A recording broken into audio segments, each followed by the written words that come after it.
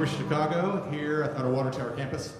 I'm Mike Murphy, and I've been so happily welcoming people all day long, and I haven't gotten tired of that because of the wonderful community. And so we've had a great day so far here on campus with graduate students in early career speaking about how important the Catholic imagination is in their lives, and showing us in their work and in their thought, and the reflection, their critical life, their creative life.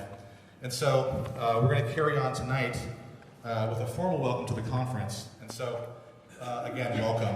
First conference was in USC in 2015, and then the second at Fordham in 2017. It was Dana Gioia and some others. They've been thinking about this for a while, and then there's a famous conversation that happened in some journals and in media venues that was very famous between several people in this room about the future of the Catholic literary tradition. Has fiction lost its faith? Something that maybe Ron Hansen might ask. But other people, from Randy Boyagoda to Paul Eli to Gregory Wolfe, and really so many others, and even others that preceded that, in the long genealogy of this kind of Catholic imagination and this discussion. But Dana saw something and got with Father Jim Heft, and they created this unique conference. And Angela was at the first one, I was at the first one, many people here were, and the conversation went to Angela, and Angela grew this so beautifully at Fordham 2 years ago and really expanded it. And so now we're in Chicago, I think, doing the same. And the only question is, where next? And so think about that. This unique conference is constituted by poets, writers of fiction and nonfiction, filmmakers, all artists, and scholars, editors, readers. My mom used to say to me, the readers are the leaders. And I hope that's still true. If you're watching, Mom, I love you. My mom wanted to be here. She's 82, but she couldn't make the trip from California. So, but she has sent prayers, and I dare say they're working. All of us are devoted to contemplating and responding to the mystery, to God, in whom we live and move and have our being, our very being. If there is to be a future of the Catholic literary tradition, and all evidence points that there is a future for this tradition, there's a hunger for it, and there's so much talent. Speaking with Joe Hoover today, Joe says he hasn't seen as many good poems with theological, spiritual, religious themes, Catholic themes, in all his years in America. Marianne Miller will tell you the same at President's Journal, and I know others will tell you that as well. There is a future, but if there is a future, it must be fixed on mystery. As Christian Wyman writes in his recent book, He Held Radical Light. That's a good little book there. And he wrote, one either lives towards God or not, lives in the mystery or doesn't. It sounds so final, doesn't it? It doesn't sound very Catholic in some ways, with its either-or ultimatum. I leave it to others to pick this thread up in our many sessions that might have this as one of their topics. But mystery is the thing. Henri de Lubac, great theologian, helps us here, and he thinks about mystery as, as opposed to problem. Too many of us think mystery is a problem. Mystery is not a problem, mystery is mystery. A problem can be solved, right? A problem has a discursive element. Mystery is to be inhabited. It's inexhaustible. And de Lubac develops that so beautifully in his preface to Metaphysics. So let us reflect on that. When I think of Henri de Lubac, I think of what he said about the great Hans Urs von Balthasar. And de Lubac called him the most cultured man in Europe. If you want a Catholic culture, here it is. Now, von Balthasar, as I write about him, there's this aristocratic thing with the von part. He's a little more raw than you might think. Kind of a campus minister doing theology from Basel, kind of always on the margins in a strange way, but doing such precious and constructive and original theology, almost punted out of the church by Pius XII, only to be welcomed back by John the 23rd as a Peritus at Vatican II. So why do I mention de Lubac and von Balthasar, or Balthasar? Well, I think if you want to think of the Catholic imagination, ecce homo, behold a man. Paul Mariani is the living embodiment of the Catholic imagination. His work, his vision, yeah. Thank you.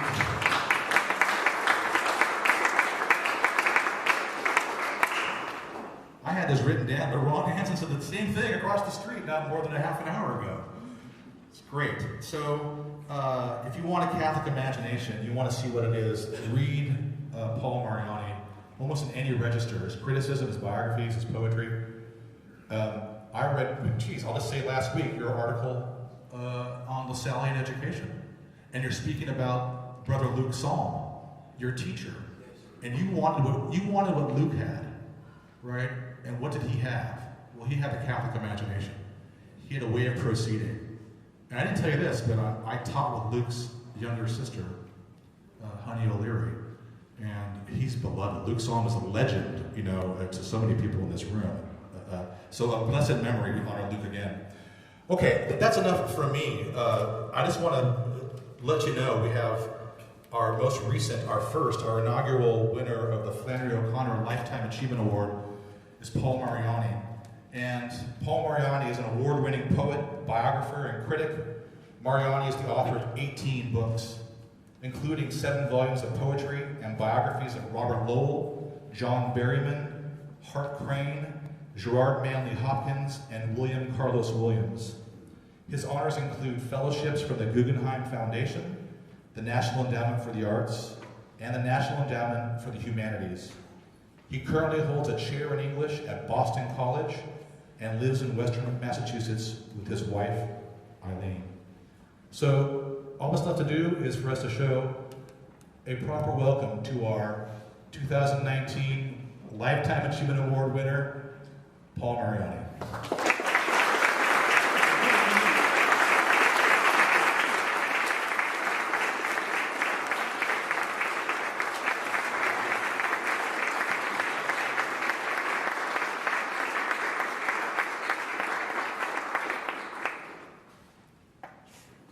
Thank you very much for that, Mike. What a delight, what an honor to be here tonight, really. 60 years now, and I still ask myself the question, where in God's name am I heading? Is it down some lonely road, Pache Frost with his ironies, less traveled by? And looking at the stunning achievements of so many speakers here, what have I made of a Catholic Christian sensibility in this seemingly post-Christian era, when even modernism, old foil that it has been all these years for me, sinks now into some twilight to be replaced by something else? And has the road I took made the difference? Oh, how we need to revive and revisit the Catholic literary imagination to inspire and cheer on the young. You see, there comes a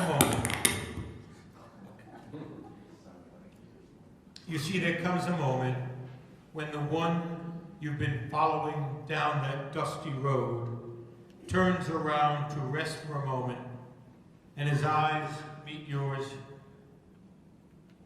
He doesn't say anything because, as it turns out, he doesn't have to. No, it's all in that look, the look of the one you signed on with all those years ago. The way, he called it, because when all was said and done again, where else was there to go? Who else were you going to follow? So, there you are, 7 years old, on the creaking tar roof of that old Civil War tenement on East 51st Street, long demolished to make way for a garage, in your black knickers and white shirt and tie, the day you made your first communion at St. John's, your hands folded in prayer. as your mother snaps your picture and your cousin with that frog-like grin of his jumps into the picture to keep the moment comic. And there you are again, 16 now, a postulant among the Marianists up in Beacon, New York, preparing for the priesthood. You finished your junior year at Chaminade in Mineola, where you walked across town every afternoon to work in your father's Sinclair gas station across from the county courthouses, and you pumped gas and you fixed flats and changed oil. And then that vision of a cheerleader while you were playing goalie on the soccer field, and you knew you too would leave to find the perfect woman. But sure enough, that teaching would be your vocation, for it was the best way to keep learning as well. It was also your introduction to poetry, when, that Lent of 1957, you entered a contest run by a group of local nuns. First prize, a whopping $10, and looked up the meaning of meter in an old blue anthology of poems, and you followed the directions for writing a ballad-like piece. Da-dum, da-dum, da-dum. And so you cobbled together 3 quatrains made up of couplets, and you called it Forgive Me. One pitched I am after another, hammering the meaning home. I helped to beat and scourge your back a crimson red, and place a crown of prickly thorns upon your regal head.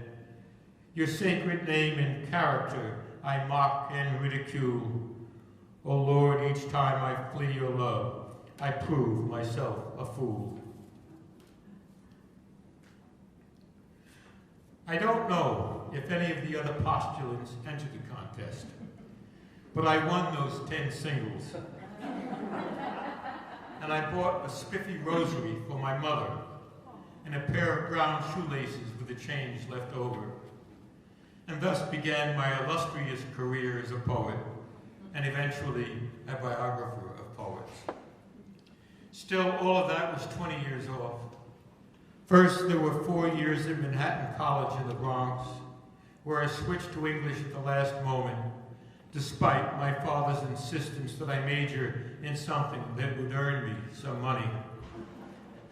And then 2 years at Colgate for my MA in English, where I taught 4 sections of freshman composition. Just before I began my second year there, I married my college sweetheart, Eileen, who taught 4th graders in Hamilton that year. And then it was on to Hunter College and the Graduate Center of the City University of New York, where I soon fell under the spell of Alan Mandelbaum, that brilliant scholar, poet, and translator of Virgil, Homer, and Dante. Eileen and I had 3 sons in those 4 years that I studied for my PhD in English and Comp Lit. While Eileen taught in Brownsville and I traveled by subway into Manhattan from our apartment in Flushing, taking classes and exams in Latin and French and German, in Old and Middle English. And I also taught night classes and freshman comp and courses in the great books to undergraduates and secretaries and New York City cops. The legendary Frank Serpico among them. And Paul was our first son, and I remember reading Hopkins's The Record that Deutschland aloud to him as he looked up quizzically from his rocket. And something must have registered because 25 years later he entered the Jesuits and now teaches Chinese history at the University of Santa Clara, where my old friend Ron Hansen teaches film and writing when he's not playing golf. Because of the Depression, neither of my parents were able to finish high school. Many in our family didn't. And so it was no surprise to have someone in the family ask me when I was going to get a real job instead of reading all those books. But by the summer of 1968, I could finally answer them when Eileen and I and the boys moved up to Massachusetts where I began teaching literature and composition at UMass Amherst as a bona fide, untenured assistant professor. A year and a half later, on the cusp of my 30th birthday, my commentary on the complete poems of Gerard Manley Hopkins, based on my dissertation, but revised and enlarged, was published by Cornell University Press. It was in my last year at Manhattan that I discovered the poetry of Gerard Manley Hopkins, and that changed everything for me. Here at last, after reading Yeats and Pound and Frost and so many others, was someone I could identify with, a Catholic thinker and poet, and a consolation that I was not alone. In time, of course, I would discover that there were other Catholic writers out there who were contributing to the available stock of sacramental reality. There was Flannery O'Connor, who died in 1964 of lupus at the age of 39, and whose A Good Man is Hard to Find I began teaching in 1963. And then Thomas Merton, whose Asian journals and other books I read in the early 70s, a few years after his death by accidental electrocution. Later came Dorothy Day's essays and letters, and still later Walker Percy. Early on, there had been T.S. Eliot's Prufrock in the Wasteland and Ash Wednesday in the Four Quartets, as well as seminal essays on tradition and the individual talent and his work on the metaphysical poets. And here's the thing, that despite my father's warnings against such a folly, I wanted even then to be a poet. But that would take time. First, I would have to become a scholar and a critic, and then a biographer of poets. But who to begin with? Though I'd majored in Victorian literature, it was the modernist poets I was given to teach at UMass. And so I began reading Dickinson and Whitman, and then Hardy and Yeats and Frost, and then Pound's early poems and Hugh Selwyn Mobley and the Cantos, and of course Eliot. There was also Stevens and Hart Crane's The Bridge, and then add to the mix Edna St. Vincent Millay and Gertrude Stein and Marianne Moore, as well as Robinson Jeffers and Langston Hughes and the Harlem Renaissance. But it was William Carlos Williams, that poet and baby doctor from Rutherford, New Jersey, who caught and held my attention. Back when I was writing my dissertation on Hopkins, I spotted a paperback in a bookstore near Queens College. Here was a book-length poem, epic size really, and it was called Patterson. And I was caught up short. Patterson, as in Patterson, New Jersey? The thing is, I knew Patterson. My mother had been born and raised in Clifton, just south of the city, and we still had relatives living in Patterson. As a boy, I'd even lived just north of the city and used to scramble under the chain-link fence blocking off the Great Falls to hurl rocks down into the moss-lined chasm there. My great aunts and uncles had worked in the assembly lines of the silk mills there back at the turn of the century. And then too, my brother Walter and I used to trek to Garrett Mountain and lower ourselves into John Philip Holland's 19th century submarine known as the Fenian Ram, out in a field there, stuffed with newspapers, which we would dig out to climb in before the sub was transported to a museum in Patterson. What I especially loved about Williams was his commitment to an American idiom, that unmistakable Jersey lingo I hear in his poems, as in This Is Just to Say, in which he reduces the 12 books of Milton's Paradise Lost, with its sense of transgression and regret, to, or at least half regret, to 12 short lines, with the title making up a 13th. Here's the whole poem. This is just to say, I have eaten the plums, that were in the icebox, and which you were probably saving for breakfast. Forgive me. They were delicious. So sweet and so cold. I needed Williams because he wrote in a language, in a form, in a syntax, which spoke in an idiom I needed to master if I was going to write in my own voice. Words from the mouths of Polish mothers, as Williams said. The language of working-class Italian Americans and Swedish Americans and Polish Americans. But a language attuned as well to the cadences of Virgil and Catullus and Dante, and the English literary tradition, as well as Brooklyn Yiddish and Bronx Irish and Harlem jazz and the echoes of Puerto Rico and Mexico, as well as the rhythms of church Latin I'd learned back as an altar boy. Ad Deum quilitificat juventutem meam. Williams had listened for the American idiom with the same attention that he gave to examining his patients, diagnosing the rhythms and the syntax of his neighbors and patients, and then, when they would leave the office, flipping the typewriter up from under his desk and getting those rhythms down on the page while they were still fresh.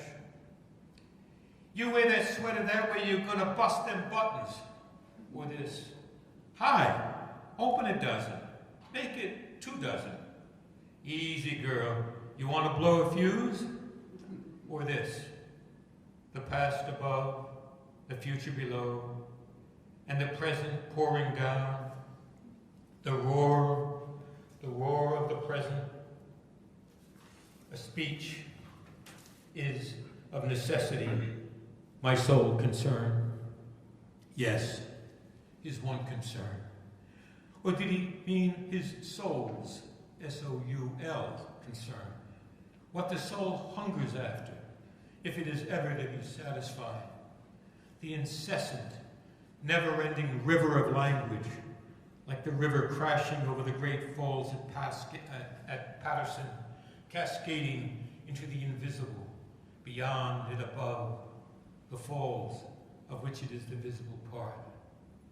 And then this, a confession of what he needed words to do and what I needed to do. Not until I have made of it the language, a replica, will my sins be forgiven and my disease cured in wax. La Capella di San Rocco, on the sandstone crest above the old copper mines, where we used to see the images of arms and knees hung on nails. A lifetime's journey that, searching for an idiom I could call my own, a riddle I am still trying to unravel. It took me 10 years to shape that first biography. And then at 41, it was time to turn to another poet. One more shaped by a Catholic vision, shaped too by the poetry of Williams, though in 1950, halfway through his journey, he seemed to leave that vision behind, ostensibly because Pius XII had proclaimed as dogma the bodily assumption of Mary, body and soul, into heaven.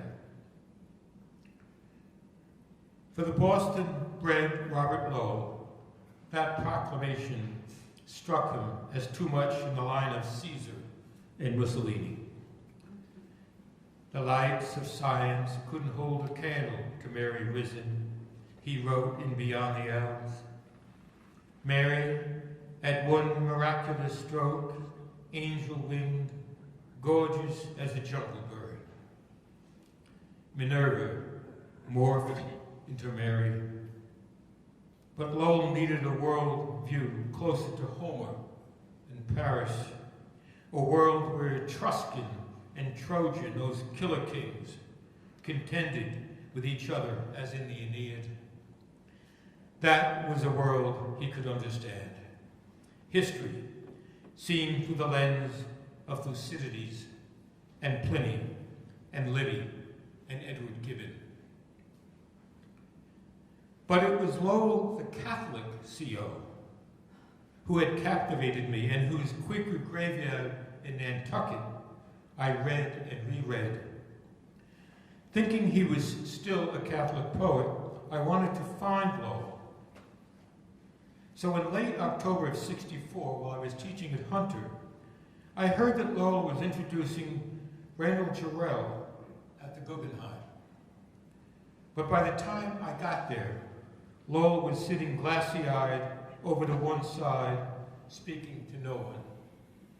Eventually, Lowell was off to England, married now to the heiress of the Guinness fortune, with Hopkins' vision replaced by Baudelaire.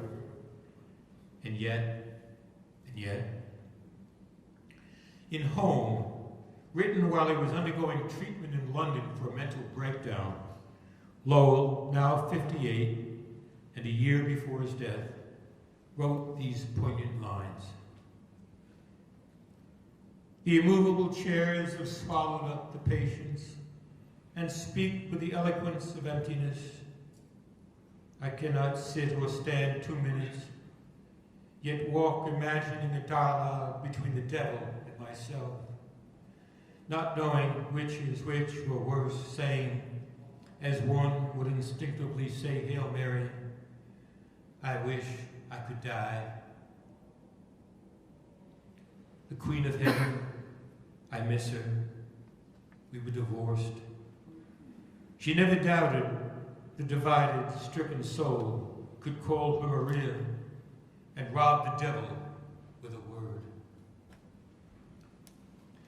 A year into writing Lowell's life, I had a dream, unsettling and comic both, in which I was talking with Lowell when John Berryman, eyes aglower and looking like a combination of the Ancient Mariner and Elijah the Prophet, made his entrance and shoved Lowell off to one side. It was time, he told me, to focus on him. I could do Cal later.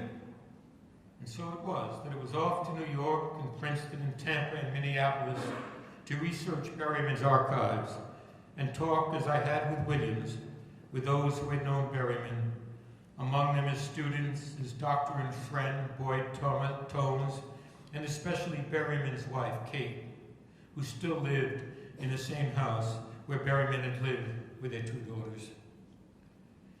In those archives, I pored over the manuscripts of the Dream Songs, most of which Berryman had dated as if keeping a poetry journal, as well as so many letters written to him by figures ranging from his old teacher and frenemy, Alan Tate, his wives, and his friends from his Princeton and Iowa days.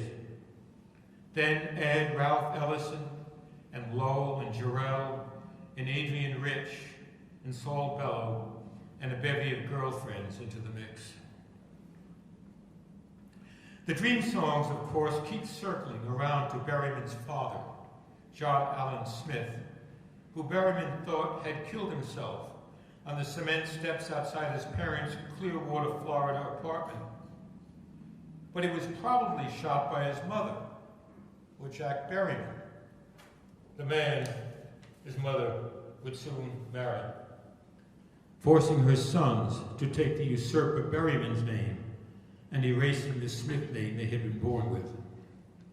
No wonder Berryman became so obsessed with Hamlet as he grew into adulthood. Then in his last 2 years, there came another departure, a change as Berryman at last found the father he had long been searching for. It came, of course, not without difficulty, like being locked up in a hospital ward when he was drinking most heavily and seemed on the verge of suicide. I've talked about this in my biography at length because that change, that conversion, spoke to me then and still speaks to me. Berryman joined AA and counseled other addicts. He began going to Mass each Sunday, even challenging the priest on various biblical and church issues. Since he had taught aspects of the Bible by then for nearly 20 years at the University of Minnesota. He also wrote a sequence of poems he called 11 Addresses to the Lord, which brilliantly, abruptly upturned the book he was working on at the time, A post-Dream Songs volume he called with a nod to Keats, Love and Fame. Oh, he was growing famous, no question of it. He and his pal sold bellow, even as his own life was unraveling. I fell back in love with you, Father, for 2 reasons, he confessed now. You were good to me and a delicious author, rational and passionate. Come on me again, as twice you came to Azarias and Misael. President of the Brethren, our mild assemblies inspire, and bother the priests not to be dull. Keep us week-long in order. Love my children, my mother far and ill, far brother, my spouse. Oil all my turbulence, as at thy dictation I sweat out my wayward works. Father Hopkins said, the only true literary critic is Christ. Let me lie down exhausted, content with that. Twice in 11 lines he invokes his new fathers, his Father in heaven, and the poet who had for years now served as an inspiration for him, as for me, Father Hopkins. And then, in the winter of '72, he began drinking again and realized the struggle for him was over. And he walked out onto the bridge that crosses the Mississippi River on the campus of the University of Minnesota that January as classes began again. This time, all he could do was wave as the students crossed the bridge on their way to classes before jumping to his death. Helen Vendler has mocked Berryman's turning back to God, but I do not mock him. I have known many alcoholics and recovering alcoholics in my time, and I know something of the pain and loneliness and frustration that goes with recovery from an addiction. And so I find myself praying for Berryman and, like Robert Lowell, also praying to this patron saint of purgatorial spirits. That much at least I owe him, for he has been a central influence on my own work, what with his courage, intelligence, scholarship, zany humor, and wit. In the early 90s, it was back to Lowell, and then it was Hart Crane. There's so much in Crane's complex poetry, some of it written in the demotic language of the subway, the underground element, as it were, but much of it scaling the Orphic heights toward the star-studded transcendent. Much could be written about his language, and has. But let me just mention one strand of it here, in the way this openly gay poet kept circling back to the complex image of the Blessed Virgin and Pocahontas, the archetype for Crane of our New World Eve, the Eva and Ave of it all. Some years ago, I came across an ad for a card printed in Mexico City portraying the Virgin of Guadalupe. The asking price for the card was $5,000, one which Crane sent Peggy Baird Cowley in Mexico to obtain a divorce from her husband, Malcolm Cowley, and the only woman Crane ever had an intimate relationship with, hoping to find the feminine in an intimate way with her. It was Christmas 1931 in Mexico City, the last Christmas he would celebrate before he jumped from the stern of the SS Orizaba the following April. Dear Peggy, he wrote, we'll answer your good letter soon. Meanwhile, meet Mexico's First Lady, the Virgin of Guadalupe. Crane had attended the annual Feast Day of the Virgin on the 12th of December, struck by the deep fervor he witnessed on that occasion. Years earlier, living in Brooklyn Heights and facing the East River, with the Statue of Liberty to his left and the Brooklyn Bridge to his right, as night descended once again and the Manhattan skyline lit up, he had written these lines. Again, the traffic lights that skim thy swift, unfractioned idiom, immaculate sigh of stars, beating thy path, condense eternity. And we have seen night lifted in thine arms. And there it is. The traffic lights arcing across the Brooklyn Bridge like some condensed constellation of the stars, beating their path. Indian beads, yes, but rosary beads as well, sensing the unfractioned idiom of the word, the immaculate sigh of the stars, reflecting for him the mystery of the Immaculate Conception. And then these words by way of conclusion to the epic's symphonic overture, the alpha and omega of some infinite curveship.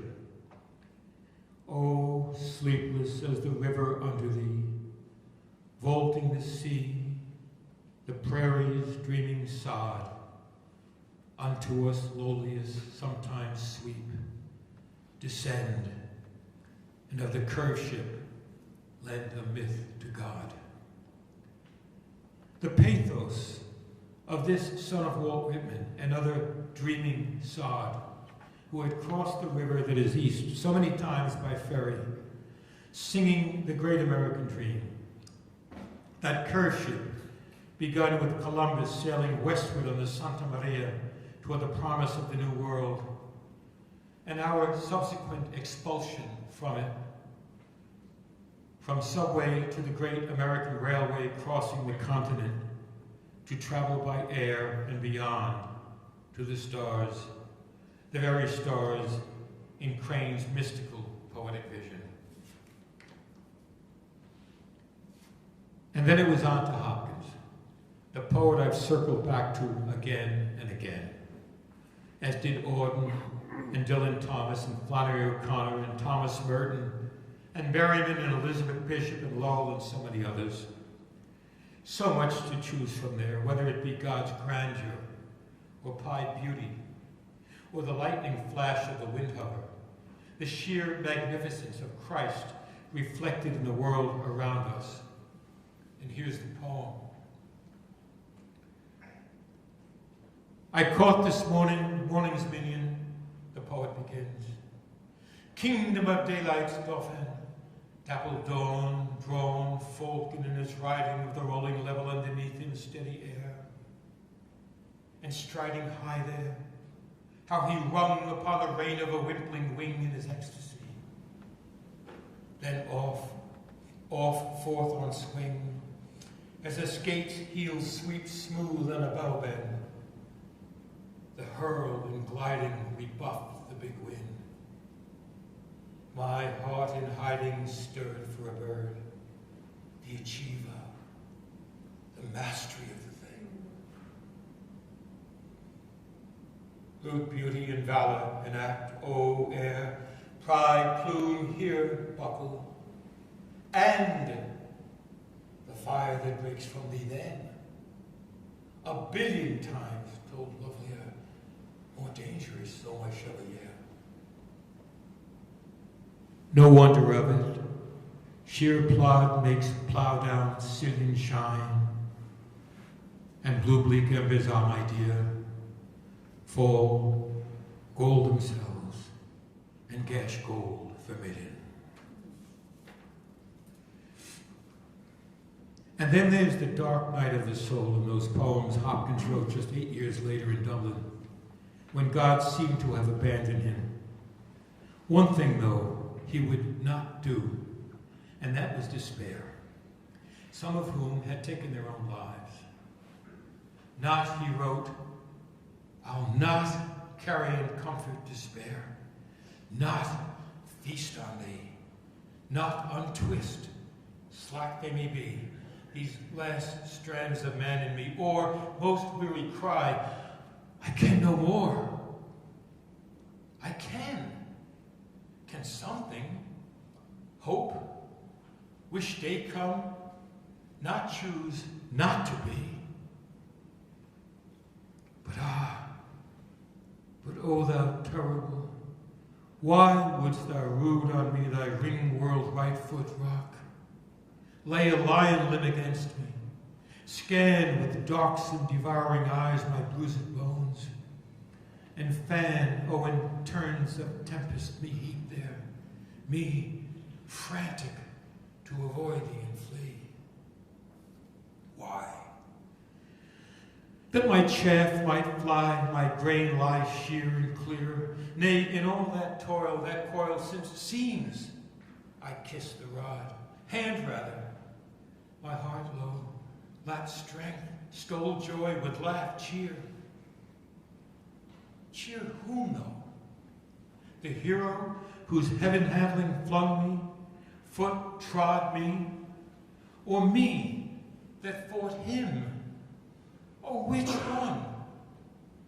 Is it each one? That night, that year of now done darkness, I, wretch, lay wrestling with. My God! My God.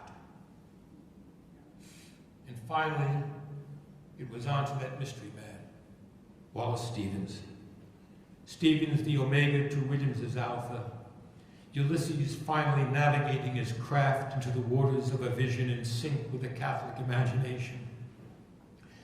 If you ask most people who know Stevens' poetry, they will most likely mention something from his first volume, Harmonium, published in 1923 when he was 44, having waited until then because, as he told Williams, publishing a book of poems was a damned serious affair. One thinks of Sunday Morning, or The Snowman, or The Emperor of Ice Cream, or Bantams in Pine Woods, or 13 Ways of Looking at a Blackbird, whose haiku-like lines are etched in stone, beginning at the Hartford Insurance Company at 690 Asylum Avenue, where he worked for the last 40 years of his life, and ending near his home on Waverly Terrace, 2¼ miles to the west, a path he walked day after day to and from his office, composing his poems to iambic rhythms. For nearly 10 years after, he wrote almost nothing, having painted himself into a corner from which he saw no escape. And then in his early 50s, he began again, with such poems as A Fish-Scale Sunrise, a postcard from the volcano, and especially the idea of order in Key West, where the poet, singing beyond the genius of the sea,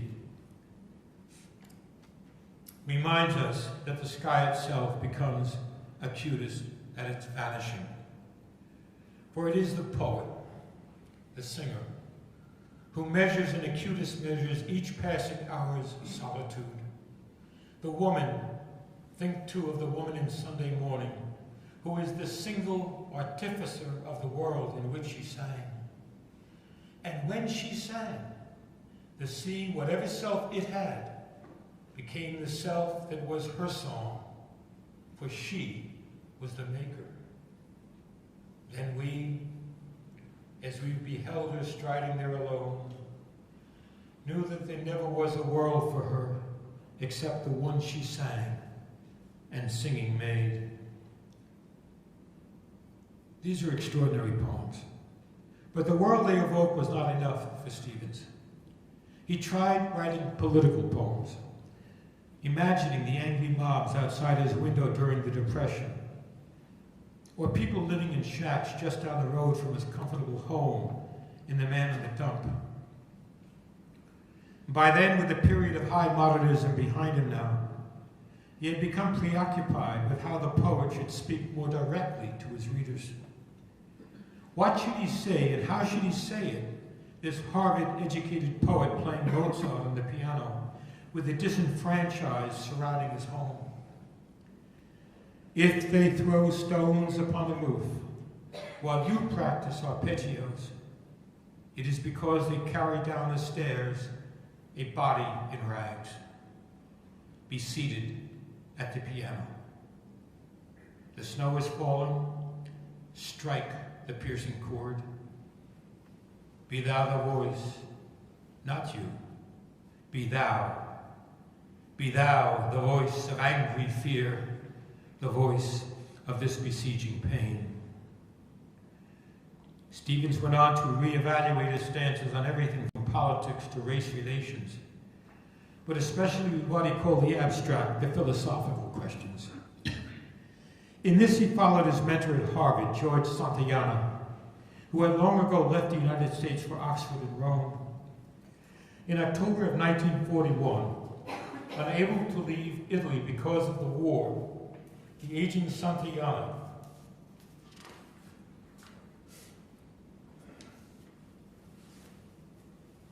had entered a convent in Rome's Foro Romano, a hospital clinic where he lived until his death in September of 1952. This Catholic atheist and philosophical aesthete cared for by the Blue Nuns. Stevens was still following Santayana as he approached his own end. In 1952, now in his 70s, he imagined his mentor lay dying. To an old philosopher in Rome is a stunning elegy as much about himself as it is about Santayana, which should come as no surprise.